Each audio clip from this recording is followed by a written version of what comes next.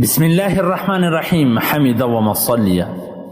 محترمینو، یو محترم ورور دا پوښتنه کړې ده چې دا ډیر مسلمانان چې کله حج عمرې ته ولاړ سي نو بیا هلته دوی تصویران اخلي په حرم شریف کې، طواف په دوران کې یا حجر اسود په وخت کې دغه تصویران بیا دوی پر فیسبوک باندې شروي یا نور کسان ته ورښکاره کوي. دا د شریعت په رڼا کې څنګه دی؟ محترمینو، ستاسو د ټول نه دا هیله ده چې د هر هغه مسلمانه پرې ور ورسوئ چې کم مسلمان په حج په عمره کې وي یا د حج د عمرې اراده لري. دا ډیره حساسه او ډیره نازکه مسله ده. محترمینو، د ټولو څه دمخه اول د شیطان کوشش دا دی چې مسلمان د داسې عبادت نه وکړي، چې کله عبادت ورسولو پرې د شیطان څخه کامیاب سي نو دویم کوشش د شیطان دا دی چې دا عبادت ته د ورخراب کړي، عبادت ورخراب کړي. ځکه قرباني هر سړی کوي، ډیر خلک یې وکړي، عبادات ډیر خلک وکړي، د چا دا مقبول سي د چا دا پر مخ ووښتل سي. د آدم علیه الصلاة والسلام زامنو دواړو قرباني وکړي. الله څه فرمایي؟ واتلو علیهم نبأ ابني آدم بالحق اذ قربا قربانا فتقبل من احدهما ولم يتقبل من الاخر. دواړو قرباني، د یو قرباني قبوله ده، بل د رد. ډیر خلک لمنځونه وکړي، په حدیث کې راځي د بعضو کسانو د لمونځ پر دا مخ وروښتلی سي. ډیر خلک حجونه وکړي، د حج پر مخ وروښتلی سي. ډیر خلک عمرې وکړي، د عمره پر مخ وروښتلی سي. ډیر خلک د دین نور غټ خدمتونه وکړي، هغه پر مخ وروښتلی سي. ځکه د هغه عبادت په دوران کې د داسې کمی بیشي راغلي. نو دریم کوشش د شیطان دا دی چې دغه سړی هغه عبادت وکړي، د عبادت درځای ونه رسي. ځکه الله جل جلاله څه فرمایي؟ من جاء بالحسنة فله عشر امثال. چې کم څوک د یوې نیکۍ سره راسي، یوه نیکي راوړي، کول نه راوړي، کول یې اسانه دي، محفوظه کول یې ګران، الله د یوې په بدله کې لس ورکوي. نو دغه د عبادت په دوران کې، د حج په اوقاتو کې، د عمرې په اوقاتو کې د شیطان دی د عبادت څخه غافله کې، پر دغه کارونه باندې ولګي.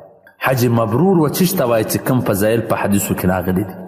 د حج مبرور هغه حج ته ویل کیږي چې د ګناو څخه اجتناب وسي، د حج په دوره کې ګناه نه وکول سي.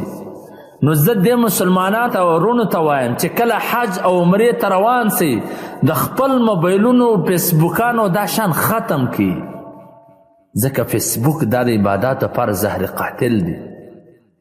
دا ستا په لاس کې نه دی. اوس واټساپ خوا دې ستا په لاس کې چې کوم شی ته غواړې، کوم شی ته کتل وغواړې، هغه شی راځي. لیکن فیسبوک خو داسې نه دی. فیسبوک کې خو د خودو تعالی شان راځي، که ستا خوښ یې که ناخوښه یې، دین او بېدینه شان دواړه سره روان دي، تصویرانه روان دي. نو هلته خو بیا ته د دې څه ځان نسې ساته، او خاص کر د دې تصویرانو سره چې دې تصویران جوړ کړي او بیا پر فیسبوک پر دې باندې شیر چې زه دا یم په حج کې یم، زه په طواف کې یم، زه دا یم حجر اسود سره یم.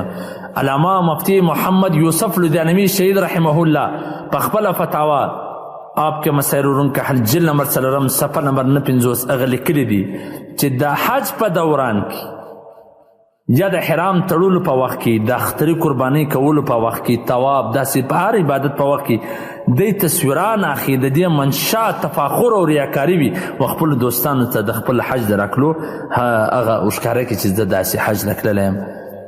نو په ریاکاري او په تفاخر سره د دې اعمالو ثواب ضایع کیږي.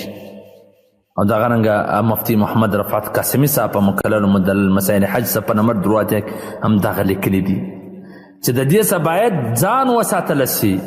نو محترمینو مسلمانانو، کله چې کم حالات په حرم شریف کې رالل، دا کم مرګونه او مړي دې وسوله، نو دلته د حج څخه یو غټ شیخ، یو غټ بزرګ عالم راغلی، نو زه د هغو سره ملاقات مې کوی. هغو چې دا حالات نه و راغلي، ما خپلو کسانو ته وویله چې زه د حرم شریف کم حالات وینم چې یو هلته د خپلې کور والا سره ولاړ وي، تصویران اخلي، بل هلته ویډیو جوړي، بل هلته څه کوي. ته وایه چې دا یو پارک دی، نعوذ بالله، د حرم شریف څخه پارک جوړ کړی دی. ګوره چې واقع پېښ شي، بیا ویډیو راغلي، ته اوس په دغه وخت کې ویډیو جوړې که عبادت کوې، تصویران اخلي که عبادت کوې. نعوذ بالله، د حرم شریف څخه پارک جوړ کړی دی. ول ما ته دا بیره پیدا سوله چې هسې نه دلته یو څه وسي، د الله عذاب را باندې راسي. نو دا د الله کور دی، بیت الله، د الله په کور کې د ګناو څخه ځان ساتل پکار دي.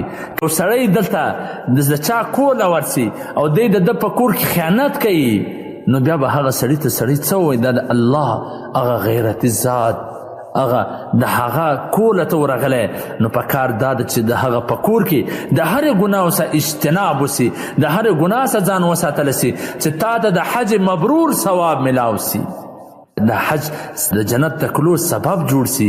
هسې نه خدا نخسته چې تا په لکونو پیسې خرڅې کړې ولاړې هلته او هلته دغسې تش لاس را روان وي. الله دې زموږ پر حال باندې رحم وکړي چې هر ځای اوس د ګناو څخه ډک دی او د ګناو څخه پاکول ډېر ګران سو. نو دا مسلمانان وروڼه چې د خپل حج او د عمرې د دې حفاظت وکړي لکه څنګه چې شیطان په ډبرو ولي هغه شیطان د ده سره برته پر څنګ باندې روان دی دا نه پشه کوي او نه د دی دا شړي. نو د دې څخه محترمینو ځان وساتي چې د حج مبرور ثواب درته میلاو سي.